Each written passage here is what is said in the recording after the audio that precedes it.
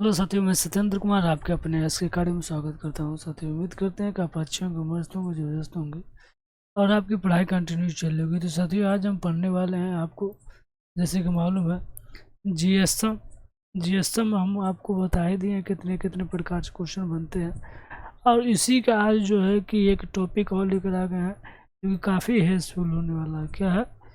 काफ़ी हेल्पफुल होने वाला है। समय साथियों, समय ना बर्बाद करते हम चलते हैं सीधा अपने टॉपिक पर और देखते हैं टॉपिक क्या है हमारा। ठीक है ना? समय ना बर्बाद करते हुए चलते हैं सीधा अपने टॉपिक पर। फर्स्ट क्वेश्चन हमारा जो है ये हम देखते हैं। फर्स्ट क्वेश्चन क्या है? फर्स्ट क्वेश्चन ये है हमारा कि एक व्यक्ति क्या है, एक व्यक्ति दो पंखे प्रत्येक 1200 रुपये में खरीदता है और एक को 5% हानि पर और दूसरे को 10% के लाभ पर बेचता है, तो पूरे लेन देन में उसका लाभ या हानि ज्ञात कीजिए।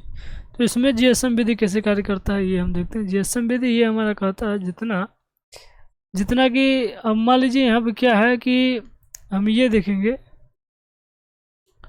कि हमारा जो है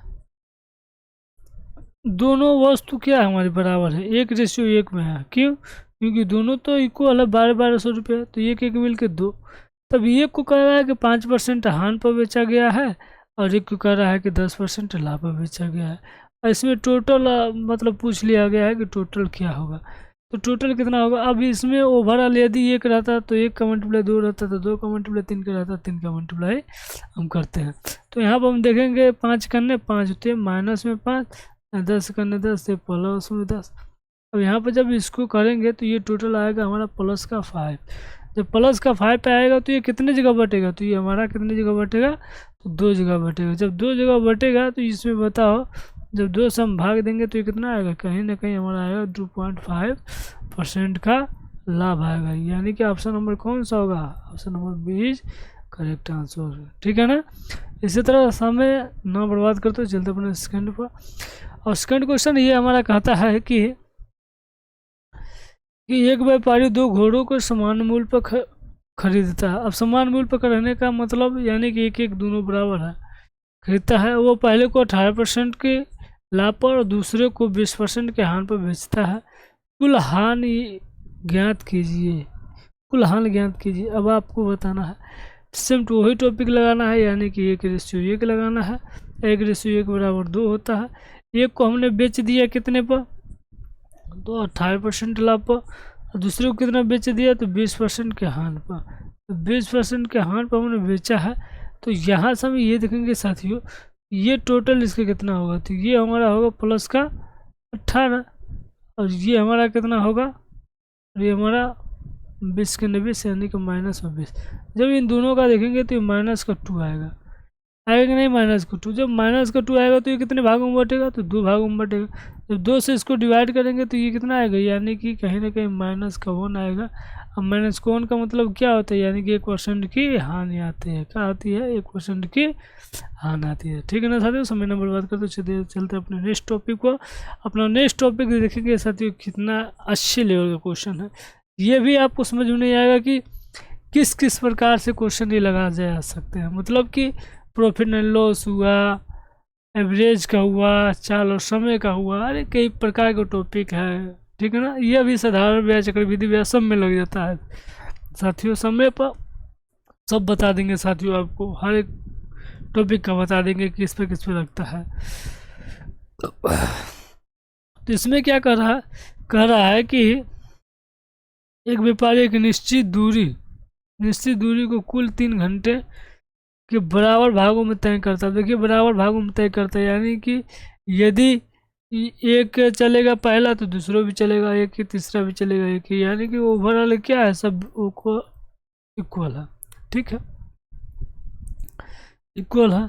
तो कह रहा है कि प्रत्येक कार प्रत्येक नहीं, प्रथम कार 40 किलोमीटर प्रति घंटा, ये 40 किलोमीटर प्रति घंटा है। कितना है ये 40 किलोमीटर प्रति घंटा है। ठीक है? 40 किलोमीटर प्रति घंटे की चाल से दूरी तय करता है। दूसरे भाग में 60 किलोमीटर प्रति घंटे की चाल से एवं तीसरे भाग में कितना 45 किलोमीटर प्रति घंटे की चाल से तय करता है। कार द्वारा औसत दूरी ज्ञात किया, औसत चाल ज्ञात करना, औसत चाल ज्ञात करना। तो यानी कि ये दूसरे में कितना है, तो ये 60 है और ये कितना है 45 है, ठीक है ना। अब हमको ओवरऑल बताना है कि हमारा एवरेज क्या होगा।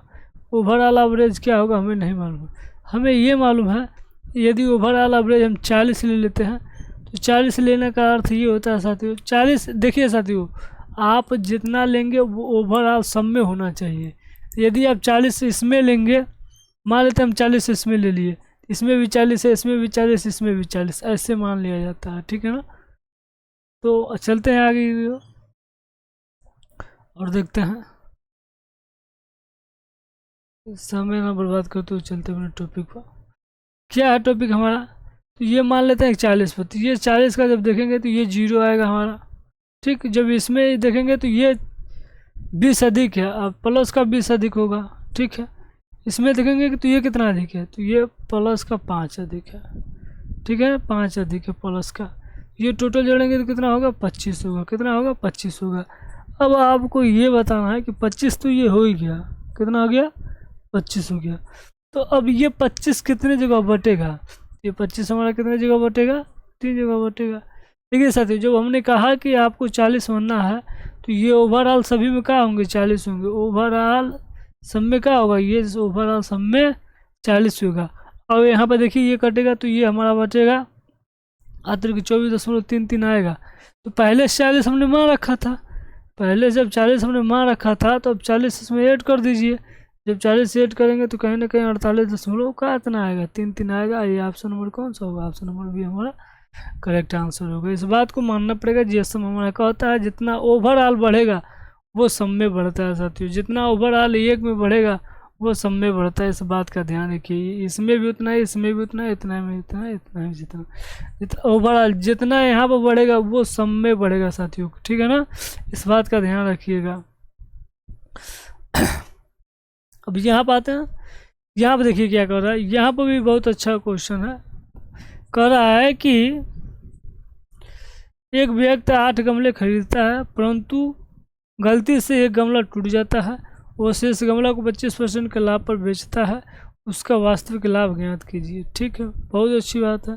हमने 8 गमला खरीदा, ओवरऑल 8 गमला खरीदा, लेकिन एक टूट गया तो कितना बचा हमारे पास, 7 बच गया।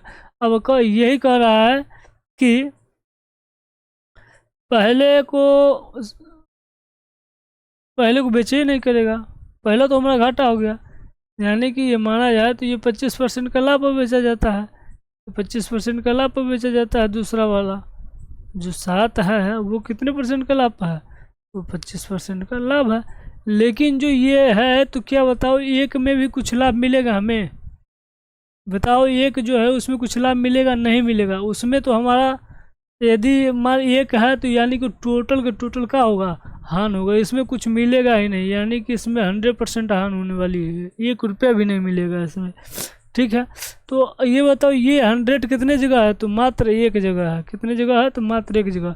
लेकिन जब इस 7 वाली को बात करेंगे, यानी कि 25% अधिक में बेचा गया, तो कितने जगह बेचा गया, तो ये 7 जगह बेचा गया है। अब 25 सत्ते कितना होता है साथियों, 25 सत्ते 175 होता है। अब देखेंगे यहाँ पर डिफरेंस कितना है, ये माइनस का 100, ये प्लस का 175, यानी कि प्लस का 75 आ जाएगा। कितना आ जाएगा, ये प्लस का 75 आ जाएगा। इस बात का ध्यान रखिएगा कि जब ये प्लस का 75 हमारा आ गया, जब प्लस का 75 आ गया तो लेकिन ये बटेगा कितने में, ये बटेगा हमारा 8 भागों में। ये बताओ, तो ये 8 9 72, 8 9 72, 72 3 75/8, यानी कि ऑप्शन नंबर कौन सा हो जाएगा, ऑप्शन नंबर डी वाला करेक्ट आंसर बन जाएगा। ठीक है ना। तो जीएसएम विधि है साथियों, 100% का तो रहा ये चक्रवृद्धि ब्याज, साधारण ब्याज में समय लगेगा। क्वेश्चन लेकर आएंगे, आप घबराइए मत, एक से आले ट्रिक बताएंगे। जितना एक बार समझ गए ना 100% आप टोटल उड़ा डालोगे।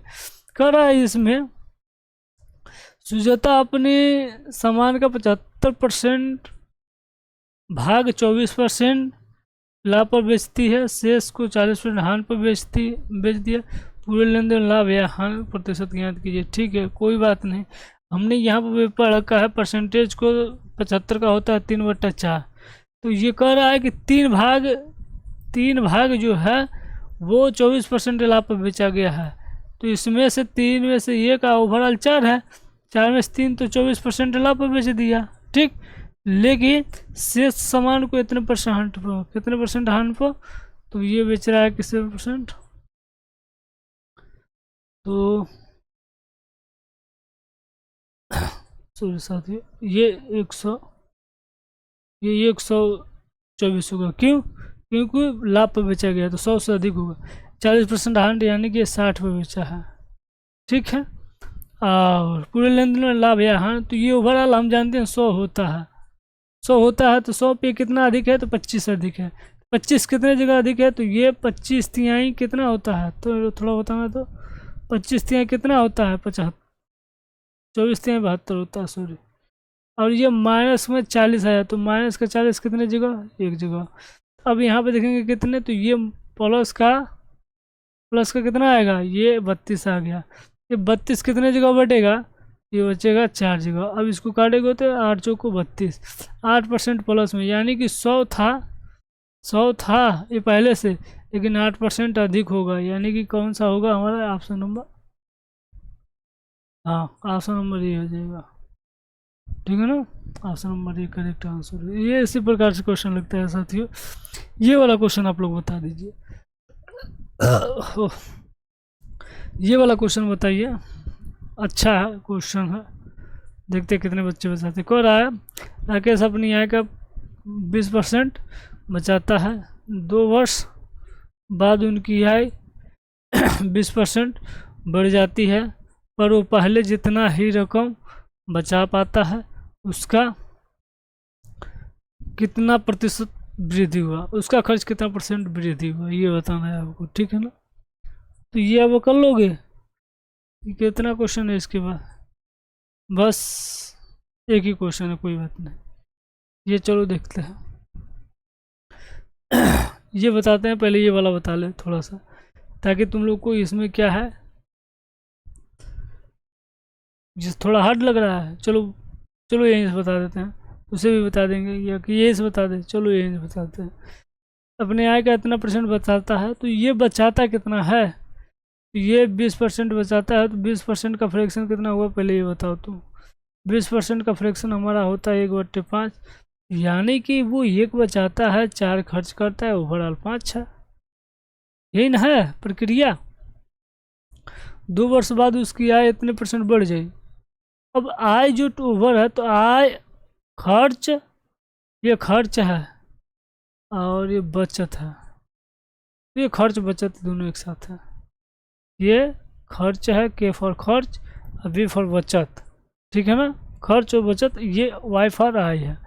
तो उसकी आय में 20% की वृद्धि हो गई, तो ये 120 हो गया, ये तो 120 हो गया। इसमें कोई कन्फ्यूजन नहीं है, कोई कन्फ्यूजन है इसमें, नहीं कन्फ्यूजन होना चाहिए। क्यों? क्योंकि ये तो पहले से ही क्या है, ये 100, अरे भाई क्या हो रहा है, ये 120 है। ठीक, 120 हो गया। बढ़ जाने पर पहले जितना ही रकम बचा पाता है, ओहो हो, पहले जितना ही रकम बचा पाता है, यानी कि बेसी बचा पाता है, तो खर्च, उसका खर्च कितना % वृद्धि हुआ, तो खर्च बताना कितना % वृद्धि हुआ। ठीक है, कोई बात नहीं। तो आप ये बताओ, ये ओवरऑल जितना होता है, ये आपको बता रखा था हमने। यदि ये 120 है, तो ये भी 120 होगा, ये भी 120 होगा कि नहीं होगा, होगा। अब ये जो 20% है साथियों, ये तो 120 रहेगा ही रहेगा, क्योंकि पहले से है, ये दिखाया नहीं जाता है, लेकिन मान लिया जाता है पहले से है, पहले से ही है। तब इसमें क्या होता है, 20% की वृद्धि हुई, तो 20% कितने जगह हुआ, तो 5 जगह। ये 5 जगह मतलब है, तो ये कितना राकेश अपनी आय का 20% बचाता है।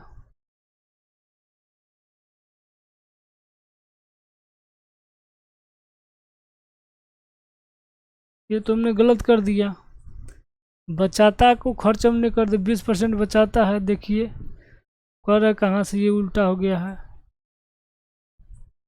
ये भी उल्टा है, और कहाँ से मिस्टेक हो रहा है। ये हमारा बचत है, एक बचत है और ये खर्च है।